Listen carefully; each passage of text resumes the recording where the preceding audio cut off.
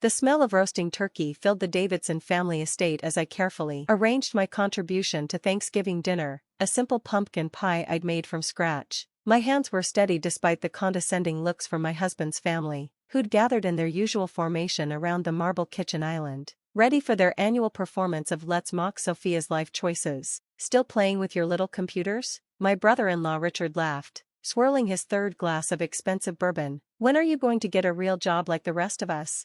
I smiled politely, the same practiced smile I'd perfected over 7 years of marriage to James. Richard was the family's golden boy, a corporate lawyer who never missed an opportunity to remind everyone about his partnership at Fletcher Associates. His wife, Patricia, nodded along, her diamond tennis bracelet catching the light as she gestured dismissively toward me.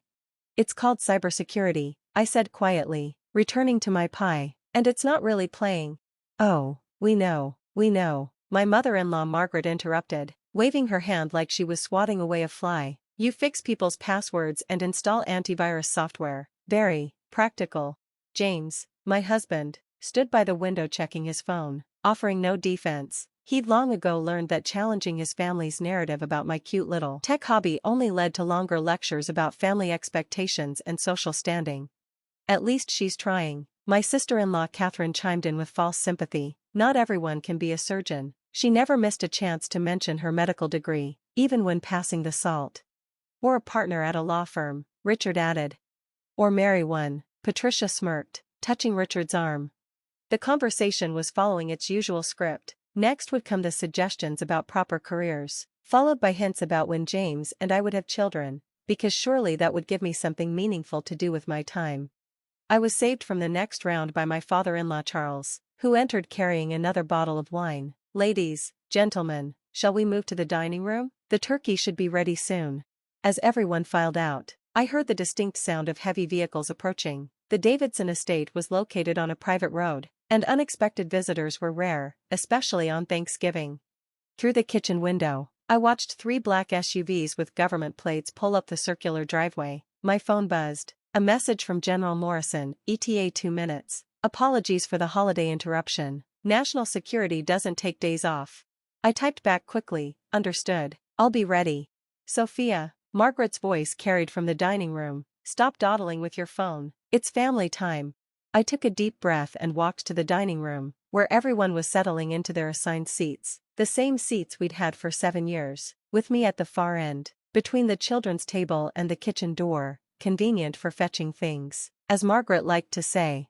Before we sit, I said, remaining standing, I should mention I'll need to leave shortly. Richard snorted. What? Someone's Wi-Fi emergency? Can't they restart their router themselves? The doorbell rang, 3 precise chimes that seemed to echo through the massive house. I'll get it, I said, but Charles was already moving toward the foyer, muttering about solicitors working on holidays. I heard his voice change from irritation to confusion. Yes, she's here, right this way. 3 figures in dark suits entered the dining room with Charles trailing behind, looking stunned. The lead agent, a woman with steel gray hair and sharp eyes, scanned the room before focusing on me. Ms. Davidson? I'm Agent Sarah Chen from the Department of Defense. The Pentagon is ready for your briefing. The secretary is waiting. The room went absolutely silent. Richard's bourbon glass stopped halfway to his lips. Margaret's mouth opened and closed like a fish out of water. Briefing? James finally found his voice. What briefing? Agent Chen's expression didn't change. That's classified, sir. Ms. Davidson, we need to leave immediately. The situation in Beijing has escalated. I nodded, already mentally shifting into work mode. I'll need 5 minutes to grab my equipment. Beijing? Catherine whispered. What situation? I'm sorry, I said, addressing the room but looking at James. I can't discuss it. National security protocols. Richard let out a laugh that sounded more like a cough. This is a joke, right? Sophia doesn't, she fixes computers. Agent Chen turned her cool gaze on him. Ms. Davidson is one of the country's leading experts in cyber warfare and international digital infrastructure protection. She's been consulting with us for 3 years. 3 years? James stood up, his face a mixture of confusion and something that might have been hurt. Sophia? I met his eyes. You never asked what I actually did. None of you did, you just assumed. The equipment. Ms. Davidson? Agent Chen prompted.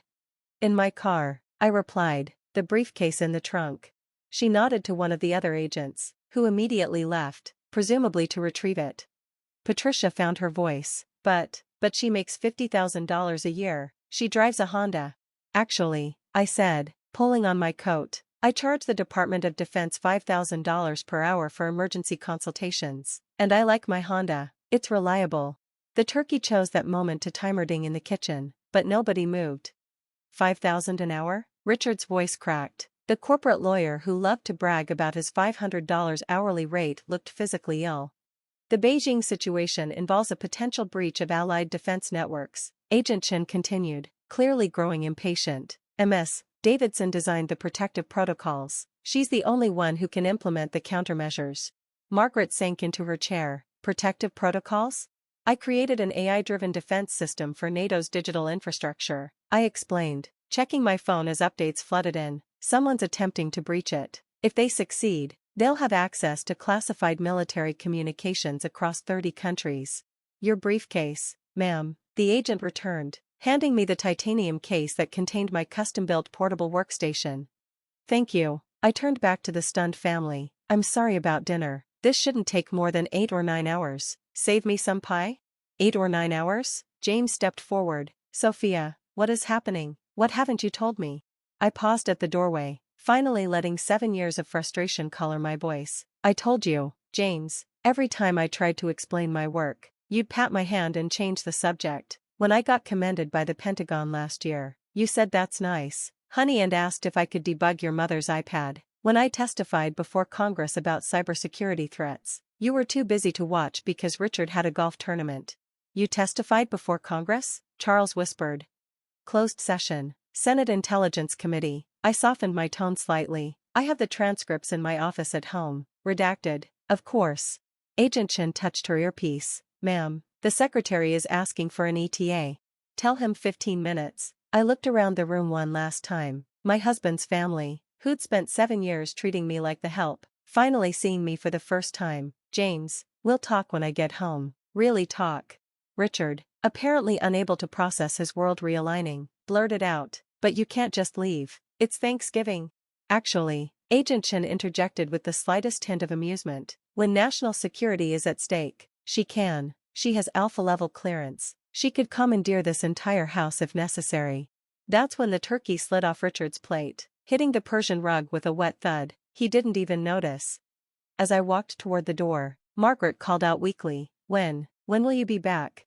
When Beijing stops trying to start World War III, I replied, hopefully before the pie gets cold. The last thing I heard as the agents escorted me to the waiting SUV was Catherine's stunned voice. Did she just say World War III? The lead SUV's interior was a mobile command center, screens flickering with real-time data from around the globe. Agent Chen handed me a secure tablet as we pulled away from the estate. The breach attempt started 40 minutes ago, she briefed me. They're using a variant of the Shadowbyte code, but modified. Your prediction algorithms caught it, but barely. I was already analyzing the attack patterns. It's not Shadowbyte. It's something new. See these recursive loops? Someone's been studying our defenses. My fingers flew across the tablet, pulling up defensive protocols I'd designed but hoped never to use. We need to implement Cerberus immediately. The secretary wants options, Chen said. The secretary will get one option. Let me work. I plugged my briefcase system into the SUV's network, and get me a direct line to Admiral Foster at Cyber Command. If this is what I think it is, we have maybe 90 minutes before they crack the outer shell. As we sped toward the regional command center, I thought about the family I'd left behind, sitting in their dining room with cooling food and shattered assumptions. Part of me felt guilty for the dramatic exit, but a larger part felt free. 7 years of Sophia and her little computer hobby.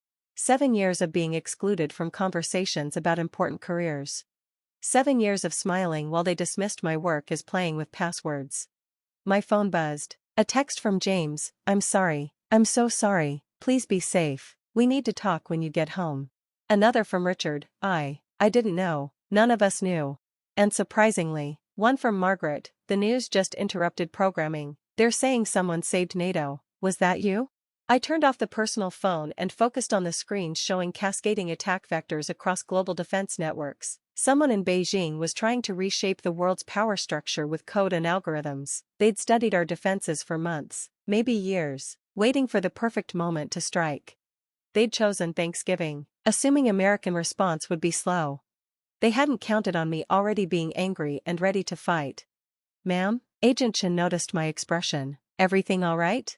"Perfect," I said, as my fingers danced across keyboards and the first of my countermeasures deployed. "Let's save the world, I have pie waiting." By the time we reached the command center, I'd already isolated the breach attempt and began implementing countermeasures. The attack was sophisticated, whoever designed it had intimate knowledge of our defense protocols. That narrowed the suspects considerably. Inside the command center, General Morrison waited with his staff. The main screen showed a world map lit up like a Christmas tree, red dots indicating attempted breaches across Allied networks. "Davidson," he greeted me with visible relief. "Thank God. How bad is it?" "Bad, but manageable," I replied, taking my position at the primary workstation. "They're not trying to breach the entire network. This is targeted, they're after something specific." "What?" I pulled up the attack algorithms, highlighting the pattern everyone else had missed. "The submarine communication protocols. They're trying to access our submarine fleet positions." The room went cold. Nuclear submarines were the ultimate stealth weapons, their locations the most closely guarded secrets in military intelligence. "Can they do it?" Morrison asked quietly. "Not if I can help it." I initiated Cerberus, my most aggressive defensive protocol. "But General, this isn't random. Someone leaked our infrastructure map. This attack knows exactly where to hit."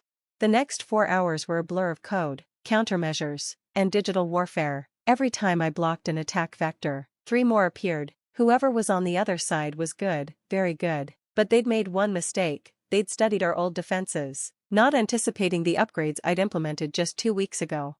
"Got you," I whispered, finally identifying the source code signature. My fingers flew across the keyboard, building a cage of algorithms around the attacker's position. "General, I've isolated their access point. Beijing, just as we suspected, but routed through Prague and Johannesburg first." "Can you trace the actual operator?" "Already did. I pulled up the data, and you're not going to like it. The code signature matches Chen Wei. He used to work for us. Cyber Command, left 2 years ago." Morrison's face darkened. "I remember him. Said he could make more money in private sector. Looks like he found a different employer." I initiated the final lockdown sequence. "But here's the good news. I just trapped him in his own code. He can't withdraw without revealing his entire network." "Do it." I executed the trap. Within seconds, data flooded our screens, not just the current attack, but months of preparation, financial transfers, and most importantly, the names of everyone involved. "Sir," one of the analysts called out, "State Department is going to want to see this. We've got government officials, tech executives. This is huge." I leaned back in my chair for the first time in hours, exhaustion hitting me like a wave. "The submarine protocols are secure. I patched the vulnerabilities and added new encryption layers. It'll take them years to even attempt another breach." Morrison placed a hand on my shoulder. "Outstanding work, Davidson. The president will want to thank you personally. Maybe after Thanksgiving dinner?" I managed a tired smile. "I did promise to be home for pie." He chuckled. "Agent Chen will drive you back. And Davidson, next time your in-laws give you grief about your hobby, you have my permission to tell them exactly what you do." "They know now," I said, gathering my equipment. That might have been the most shocking part of their day. The ride back was quieter, dawn breaking over the horizon as we approached the Davidson estate. The other SUVs had stayed behind, but Chen insisted on escorting me to the door. "Thank you," I told her as we pulled up, "for the dramatic entrance. You didn't have to mention the clearance level." She smiled, the first human expression I'd seen from her. "My sister-in-law is a corporate lawyer too. I understand the frustration." The house was quiet as I entered, but not empty. James sat in the living room, still in his Thanksgiving clothes, surrounded by tablets and printouts. He looked up as I came in, his face a mixture of awe and shame. "I've been reading," he said quietly, "everything I could find. The congressional testimony, the Pentagon commendations, the papers you've published. Sophia, I'm an idiot." I sat beside him, exhaustion making me more honest than usual. "You're not an idiot. You just never saw me. None of you did." "Mom's been crying," he admitted. "Richard threw up, twice. Catherine called her hospital to verify that cybersecurity experts can really make that much money. And my father, he's been in his study reading about cyber warfare for hours." "And you?" He took my hand. "I'm trying to understand how I missed this. How I lived with you for 7 years and never realized I was married to a genius who protects our country. You never asked, I said simply. Every time I tried to tell you, someone would interrupt with a story about their real job, and you'd let them.